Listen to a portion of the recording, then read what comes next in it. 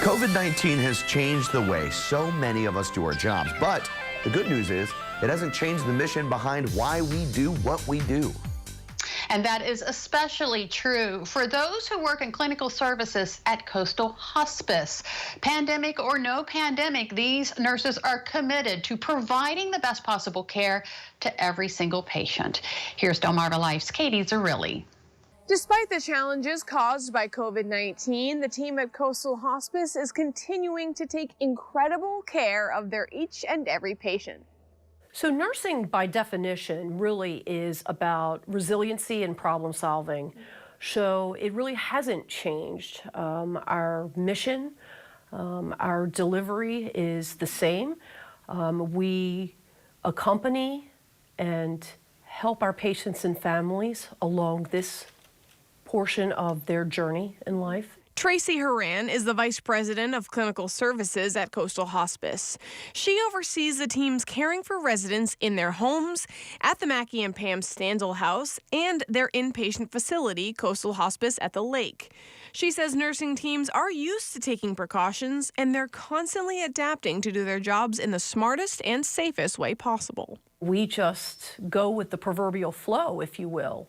And we are constantly evaluating and, re-delivering that care for, whatever the circumstances call for. So, and that's something that we do day in and day out. She says healthcare is no stranger to handling situations like this. We made provisions for Ebola. We've made provisions for 9/11 and SARS. So using the framework that I've experienced in the past helped kind of guide us, and then we learned as much as we could along the way. I think what's been very interesting about this particular pandemic is that it has evolved so rapidly, both from the onset and also now in the second wave that we are experiencing. Tracey says there have been a few positive cases of COVID-19 for patients, but the vast majority do battle with different diseases like cancer or heart failure. She adds that the tightening restrictions don't change too much for nurses and aides who are still able to visit and treat patients. However, there may be less access for other staff members, at least for a while. We've had a number of instances during this pandemic where we have revised policy 2 and 3 times, where we've looked at different ways of doing the same thing because we haven't had a choice. We've had to react to how evolving this situation has been for us. And everybody has had an all hands on deck approach. And, that goes a long way to ensure the solvency of what it is that we are trying to accomplish. What they're trying to accomplish would not be possible without personal protective equipment. And Tracey says they've been more than prepared with the supplies they need over the last few months. Sometimes some things are harder or easier to get than other things at other times.